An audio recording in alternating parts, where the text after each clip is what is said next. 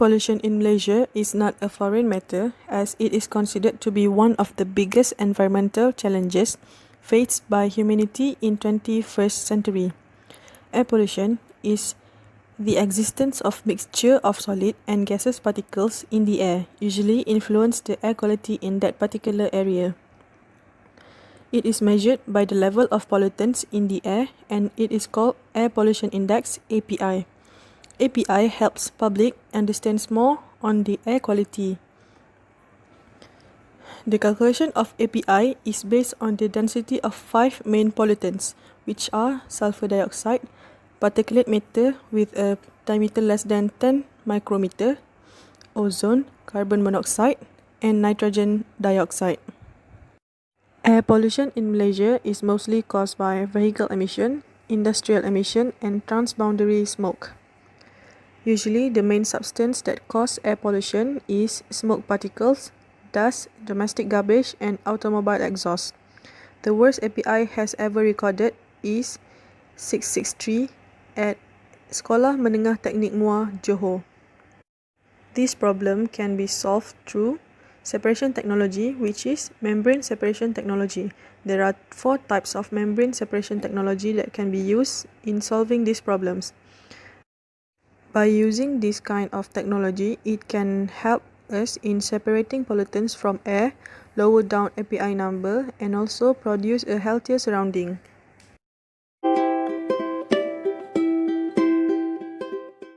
The first cause is transboundary haze in Southeast Asia. Forest fire and haze that occur in Indonesia, mainly at Sumatra and Kalimantan, have caused air pollution to neighboring countries such as Malaysia and Singapore. The smoke haze is brought most often to Malaysia by monsoonal winds. The haze can be transported up to 100 to 1,000 of kilometers from the originated fires and degrade the air quality to the densely populated region. This is due to the large scale of forest fire and slash and burn activity to clear the agricultural land, mainly for rubber and oil palm plantation in Indonesia. For the second cause of air pollution in Malaysia is its traffic emission. This is because Malaysia is one of the highest levels of car ownership per person in the world. So when increasing the vehicles on the road, the emission of the toxic gases and harmful chemicals will increasing. So in urban areas, especially Kuala Lumpur, traffic is one of the major sources of the air pollutants. So there's significant amounts of pollutants that emits from the traffic emission, which are carbon monoxide, carbon dioxide, particulate matters, and so on. So there's no surprise that Malaysia suffers from major air pollution, which is when not affected by the smoke haze. The 70% of the total emission is caused by the traffic emission. The cause of the air pollution, which is industrial emission. First of all, I will explain why industrial sector is important in Malaysia. In our country, the industrial sector is more concentrated in Selangor, Johor, Sarawak, Sabah, Perak, and Pahang. So why is industrial sector is so important in our country? This is because industrial sector such as combustion of fossil fuel is essential because it can contribute to important sources, for example, electricity, energy, and sources for transportation. So, what is the relationship between industrial emission and air pollution? This is because industrial emission release many harmful substances and gases pollutants such as nitrogen oxide, carbon monoxide, sulfur dioxide, and carbon dioxide, which in the end will contribute to the increase of air pollution. Some studies also reveal that the release of sulfur dioxide from sulfur dioxide to sulfate to produce sulfur in the air bound, forming particulate matter in the air, which in the end also will increase the air pollution. One of the health effects of transboundary haze is respiratory problem. Concentration particulate matter with size of 2.5 micron during haze is very high and it can easily penetrate into the lung alveoli, leading to respiratory problem. On 17 September 2019, the Star reported that Sri Aman in Sarawak have reached the hazardous level API with 396 and Cochin hit 218. Meanwhile, 290 schools were forced to close down during the haze. Next is the health effect due to the traffic emission. When the number of vehicles on the urbanized areas increasing, the emission of harmful chemicals also increasing, which leading to several health impacts to the public, showing the symptoms such as coughing, wheezing, and asthma. There are also several studies that show the association between long-term exposure and mortality from the cardiovascular disease caused by the traffic emission. And the pollutants will also irritate the respiratory system, causing choking, coughing, reduced lung capacity, and so on. And the major pollutant, which is carbon monoxide, will block the transport of oxygen to the vital organ in the human body when inhaled. For this part, I will explain the effect of air pollution towards environmental aspect. For the first one is the formation of particulate matter. Particulate matter can be defined as complex mixture of solid and liquid particles suspended in the air, which release into the atmosphere when gasoline and diesel fuel are burned. Particulate matter are produced due to the chemical reaction of VOC, volatile organic compound, and NO, nitrogen oxide, in the environment, which accelerated at higher temperature. The effect of particulate matter to environmental aspect include visibility impairment, or also called as radiational haze. This is because the radiational haze contains sufficient smoke, dust, vapor to impair our visibility in all directions over a large area. For the second effect is acid rain. So, how acid rain produced? Acid rain is produced from the release of harmful substance from industrial emissions such as nitrogen oxide and sulfur dioxide into the atmosphere, which combine with water particle in the cloud. So, nitrogen oxide and sulfur dioxide will undergo chemical combination with water particle in the cloud to produce nitric acid and sulfuric acid, which both of these acids are categorized as strong acid. As a result, this chemical combination in the form of acid rain will bring adverse effect to environment and surrounding. Lastly, the environmental effect caused by air pollution is global warming. The largest climate altering greenhouse gas emission from human activity globally is combination of fossil fuel such as gasoline and diesel fuel. The most important sources of greenhouse gas emission is the combustion product, which is carbon dioxide. The increase of concentration of carbon dioxide will lead to the increase of temperature in the atmosphere, which will cause greenhouse effect. This is happen due to the increase of the carbon dioxide in the atmosphere, which in the end will cause infrared radiation trapped in the atmosphere that later on will contribute to the global warming. Rapid growth in environment awareness raised the strict regulations on air pollution control and led to great advance in air filtration or cleaning technologies. The membrane is one of the talented technologies for air filtration due to its high efficiency, low cost of construction, and easy to scale up. There are several types of air filtration membrane have been used to provide high effectiveness in pollutant removal, such as vapor permeation membrane, microporous membrane filter, membrane contactor, and membrane bioreactor. Vapor permeation membrane represents the transport of matter through a membrane from a vapor-phase mixture to a vapor permeate. It is similar in principle to pervaporation, but the only difference concerns the feed, which is a mixture of vapors or vapors and gases. Vapor permeation commonly utilized to remove vapor organics such as halogen-derived hydrocarbon and the aromatic compound from industrial gas waste. The advantages of vapor permeation membrane: first, no phase changes occurs from feed to the permeate site. Second, low energy consumption.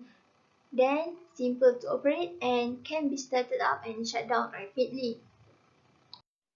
A few studies have been conducted to remove the air pollutant using vapor permeation membranes, which are mostly used for volatile organic compound removal.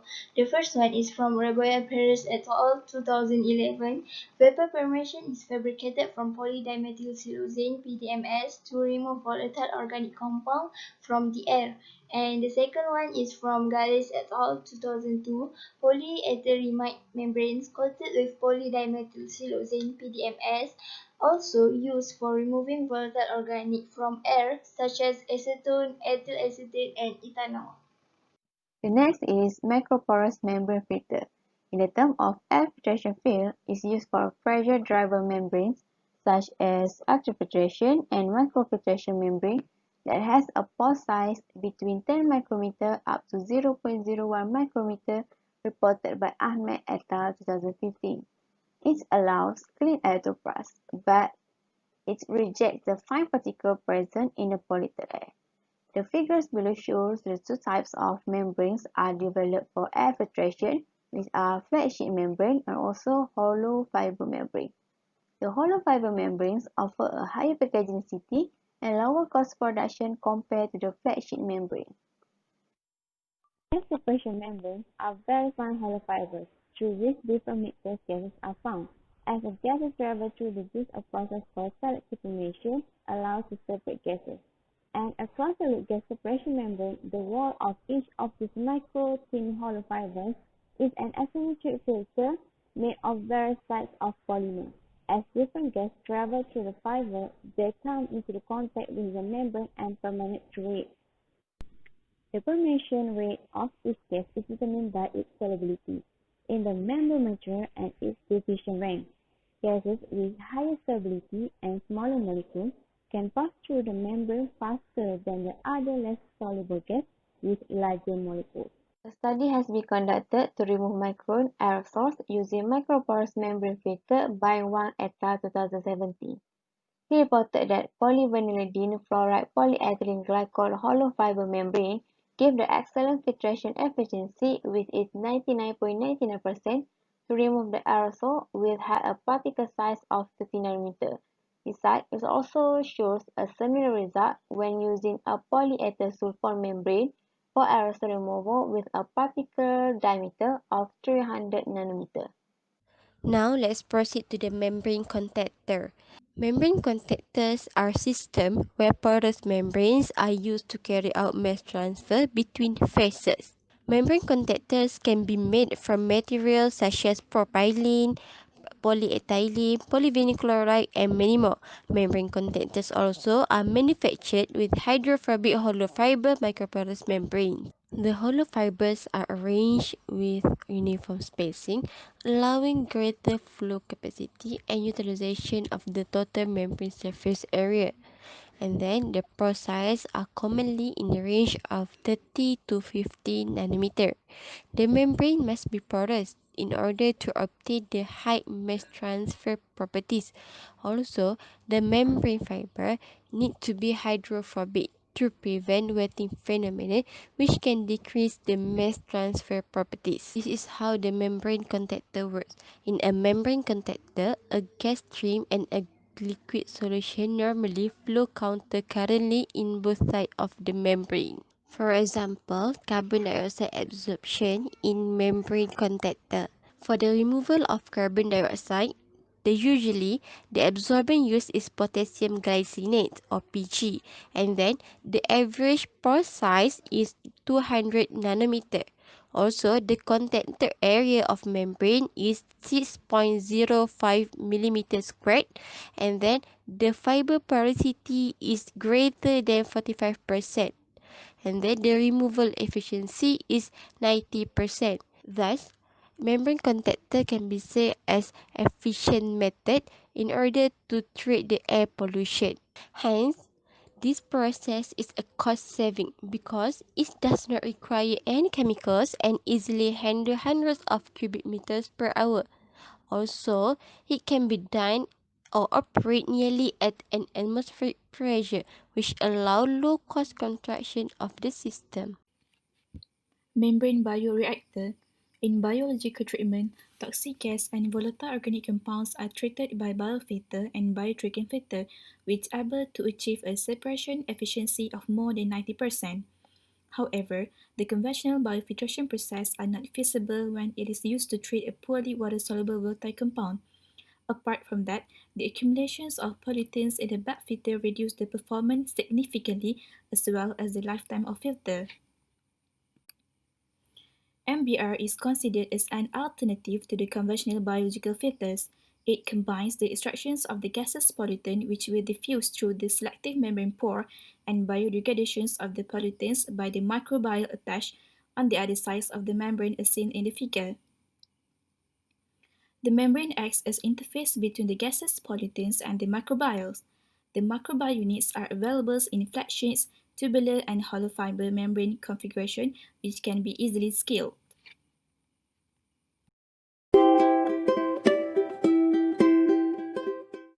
In conclusion, air quality in Malaysia nowadays become a serious issue. This is because of the industrialization as well as urbanization effect. These two effects will increase the traffic emission as well as industrial emission. Also, the poor air quality in Malaysia is caused by the forest fire and haze from neighboring countries such as Indonesia.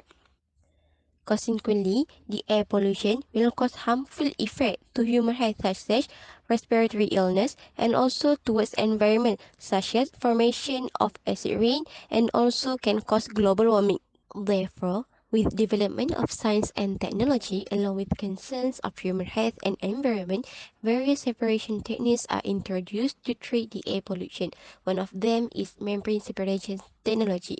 There are many types of membrane technologies could be used in treating air pollution such as vapor permeation, membrane contactor, membrane bioreactor, and microporous membrane filter.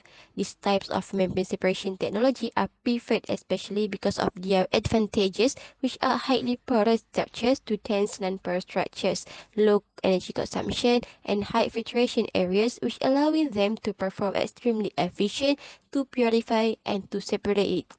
Thus, by using the application membrane of technology, the treated air will be produced. At the same time, the air quality in Malaysia will be improved.